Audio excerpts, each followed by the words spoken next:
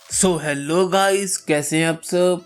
अब आज की वीडियो में मैं बात करने वाला हूँ एसरस फायर 7 लैपटॉप में स्क्रीन ब्लीडिंग है या नहीं है, अगर है तो कितनी है, सिर्फ मेरे लैपटॉप्स में है या फिर और बाकियों के लैपटॉप्स में भी है, और अगर आपको लैपटॉप मंगाए होएगा 7 दिन नहीं हुए हैं तो कितनी ज़्यादा होने पर लैपटॉप रिप्लेसमेंट के लिए दें, क्या ये आगे बढ़ेगी नहीं बढ़ेगी, या हमें घबराना चाहिए या इसके साथ काम चला सकते हैं। इन सब चीज़ों के ऊपर मैं आज बात करूंगा। सो चलिए शुरू करते हैं। सो गाइस, सबसे पहले मैं कौन होता हूँ रिव्यू देने वाला। मेरे पास एसरस फायर 7 है, बैकग्राउंड में दिख रहा होगा। मैंने लैपटॉप लिया था 4 महीने पहले, 4 महीने ज़्यादा हो चुके हैं मेरे को इसको यूज़ करते हुए। गेमिंग, वीडियो एडिटिंग, हर टाइप की मूवी, नेटफ्लिक्स, अमेजोन, यूट्यूब सब कुछ मैंने इस पर ट्राई करा है, ठीक है। और फिजिकली मेरे पास एक नहीं 2 लैपटॉप थे, दोनों में स्क्रीन ब्लीडिंग इशू है, ठीक है। मैं इतना रिच नहीं हूँ कि 2 लैपटॉप लेके घूमूं। एक मेरा कजन का है, हम दोनों ने इकट्ठे एक ही डेट पे ऑर्डर किया था। एक्चुअली मैंने अपनी ही आईडी से उसका लैपटॉप भी ऑर्डर किया था, बैकग्राउंड में आपको दिख रहा होगा, ठीक है। वो है स्मालखा से, हरियाणा, मैं हूँ करनाल, हरियाणा से। स्क्रीन ब्लीडिंग इशू कहते हैं किसको है, जैसे आईपीएस डिस्प्ले है इन एसरस फायर 7 लैपटॉप में, ठीक है। कोई भी लैपटॉप हो, R5 वाला, इंटेल वाला, राइजन वाला, कोई भी। फ्लिपकार्ट पे TFT लिखा हुआ है लेकिन वो गलत लिखा हुआ है, वो आईपीएस ही है। अगर आपको साइड से जो एजेस होते हैं ना डिस्प्ले के, वहां से कुछ अलग से मतलब ब्लीड होता हुआ दिख जाएगा आपको, बैकग्राउंड में दिख रहा होगा आपको, ठीक है। उसको कहते हैं स्क्रीन ब्लीडिंग, ठीक है। 2 चीजें होती है, एक आईपीएस ग्लो होता है, एक स्क्रीन ब्लीडिंग होती है। आईपीएस ग्लो है तो कोई चक्कर नहीं है, वो हर आईपीएस डिस्प्ले में होता है। स्क्रीन ब्लीडिंग में ना काफी ज्यादा एसर के लैपटॉप्स है, ये अब बहुत ज्यादा आईपीएस के डिस्प्लेज में आती है, लेकिन कितनी आती है वो डिपेंड करता है ना। अगर काफी ज्यादा है तो दिक्कत की बात है, अगर कम है काम चल सकता है तो सही है आपका सिस्टम, ठीक है।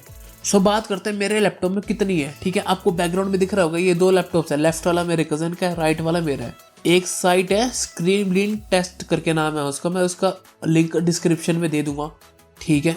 वहां से आप उस साइट पर जाना, साइट पर जाकर सिर्फ एंटर दबाना है, ठीक है। आपकी लैपटॉप की स्क्रीन बिल्कुल ब्लैक हो जाएगी, दोबारा एंटर दबाओगे तो वो इस साइट का वो आ जाएगा, ठीक है। सब कुछ कमरे की लाइट्स ऑफ करना, आपको पता लग जाएगा कि आपके लैपटॉप में स्क्रीन ब्लीडिंग इशू है या नहीं है। अगर आईपीएस ग्लो है ना, आप देखने का एंगल चेंज करोगे तो आईपीएस ग्लो भी मूव करेगा, उसकी कोई दिक्कत नहीं है। लेकिन जो स्क्रीन ब्लीडिंग है ना, जहाँ पे है वहीं रहेगी, कहीं मूव नहीं करती, लॉन्ग टाइम में बढ़ती नहीं है। मेरा लैपटॉप है, अभी तक मेरी और मेरे कजन की दोनों के लैपटॉप्स की बड़ी नहीं है, उतनी ही है। ये मैन्युफैक्चरिंग डिफेक्ट होता है, ठीक है, और ये बढ़ती नहीं है, ठीक है। आप बहुत लोगों के क्वेश्चंस थे कि बढ़ती नहीं बढ़ती, ये नहीं बढ़ती, उतनी ही रहेगी सारा टाइम। अब जैसे कि मेरे डिस्प्ले में आप देख पा रहे हो ना, मेरे डिस्प्ले में दोनों साइड, राइट और लेफ्ट साइड, 2 कोनों में है, ठीक है।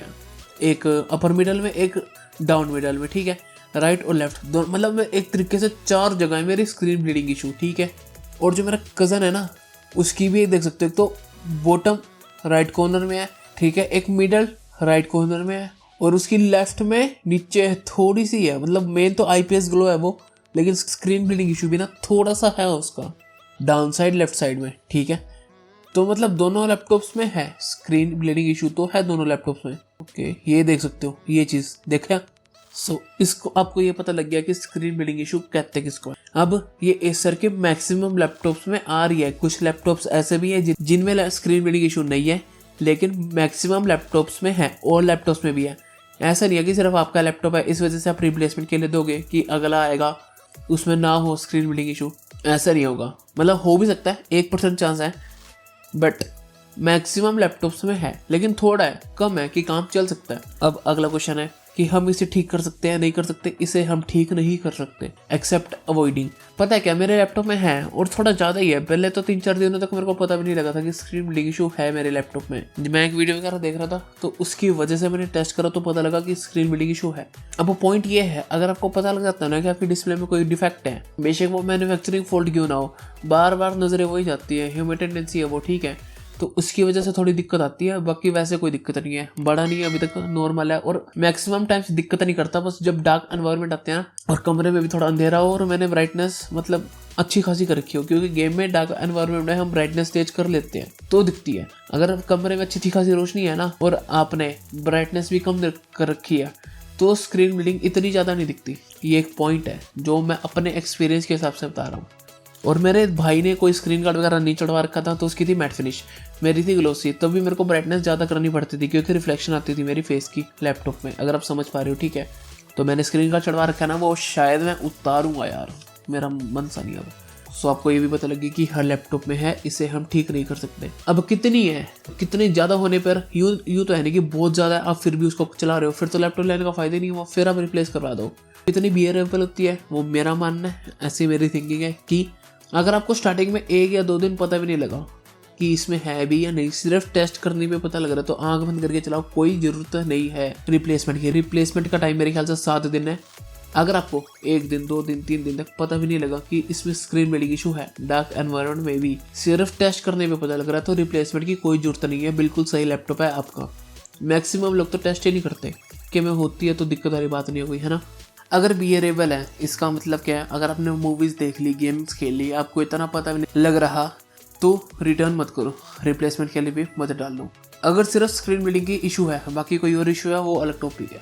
सो रिप्लेसमेंट के लिए कब देना है, सिर्फ अगर स्क्रीन बिल्डिंग इशू के चक्कर में। अगर आपको पहली बार ऑन करते पता लग गया, पहली बार ना सही, अगर ज़्यादा है, मतलब चारों तरफ है और ज़्यादा अनॉय हो रहा है, आप 2-3 दिन में ही इरिटेट हो रहे हो, तो आंख बंद करके रिप्लेसमेंट के लिए डाल दो। मैक्सिमम बंदों के लैपटॉप में स्क्रीन बिल्डिंग इशू है। अगर आप रिप्लेसमेंट के लिए डालोगे, इससे ज़्यादा चांसेस है कि आपका जो लैपटॉप आएगा उसमें भी होगी स्क्रीन बिल्डिंग इशू, लेकिन उतनी होगी आपको पता भी ना लगे। मतलब ये फ़र्क समझ पा रहे हो। अगर आपको ज़्यादा तंग हो रही है ना, तो रिप्लेसमेंट के लिए डाल दो। ज़्यादा तंग हो रहे हो अगर आप यूज़ करते हो, तो लैपटॉप लेने का फ़ायदा क्या हुआ, इतना ज़्यादा पैसे देने के बाद भी अगर आपको सेटिस्फेक्शन नहीं मिल रही तो ठीक है। इस चक्कर में मत डालो कि हाँ स्क्रीन बिल्डिंग इशू है, बेकार लैपटॉप है, मैन्युफैक्चरिंग फॉल्ट है, तो मैं रिप्लेसमेंट के लिए डाल रहा हूँ, ठीक है। ऐसा मत करो। सो ये मेरा पॉइंट है, ठीक है। चलो जी, ये भी पता लग गया, मतलब समझ गए होगी, ठीक है, कब डालना है और कब नहीं डालना। अगर बिल्कुल मामूली सी है या काम चल सकता है आपका, आप इरिटेट नहीं हो रहे हो, आप बिल्कुल सेटिस्फाइड हो, तो मत डालो। अगर आप इरिटेट हो रहे हो 4-5 दिनों के अंदर ही, तो रिप्लेसमेंट के लिए डाल दो। 7वें दिन तक मत रुकना, क्योंकि अगर एक आधे दिन आके पीछे होगा तो दिक्कत आ जाएगी आपको। 5वें या 6वें दिन ही रिक्वेस्ट डाल लेना। और अगर आप कंफ्यूज हो ना कि डालूँ या ना डालूँ 7वें दिन भी, तो रिप्लेसमेंट की रिक्वेस्ट डाल दो, इंजीनियर आएगा। अगर आप सेटिस्फाइड हो जाते हो कि आपको लैपटॉप रखना है तो रख लो, आपके ऊपर है, नहीं तो फिर मतलब आपको एक आधा दिन एक्स्ट्रा मिल जाएगा, 1-2 दिन या फिर 3 दिन भी शायद कुछ केसेस में। चलो ये भी बदल गया, हर लैपटॉप में है। अगर काम चला सकते हो तो चलाओ, मैन्युफैक्चरिंग फॉल्ट है, ये बर्थ नहीं है, हम इसे ठीक भी नहीं करवा सकते। सर्विस सेंटर पर भी लेके जाओगे मेरे ख्याल से, या तो वो इतना सीरियसली लेंगे नहीं, इस तरह सर्विसिंग इतनी कुछ है खास है नहीं, वो पता ही होगा आपको।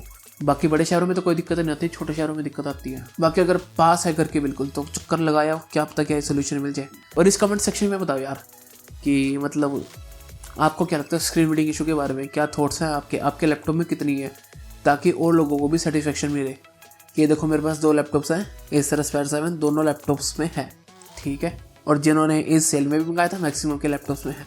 So that's it, I think इतना ही, मैं कुछ बोल नहीं रहा। अगर कुछ भी होगा तो डिस्क्रिप्शन या कमेंट सेक्शन एक बार चेक कर लेना, अगर कुछ बोल रहा हूँ मैं तो, या वीडियो में लिख दूंगा, ठीक है। So that's it, thanks for watching this video. अगर यहाँ तक देख लिया तो लाइक करो, अच्छी लगी तो शेयर भी करो, ऐसे ही वीडियोज़ देखनी है तो सब्सक्राइब भी ज़रूर कर लो, ठीक है। मेरा गोल है यार कि 15 तारीख तक 200 सब्स हो जाए, इस महीने की 15 तारीख तक लगा लो, ऑलमोस्ट 7-8 दिन तक, 8-9 दिन तक। और हमेशा याद रखना कि दुनिया उम्मीद पर नहीं जुगाड़ पर कायम है। And I hope to see you in my next video. Bye. खत्म।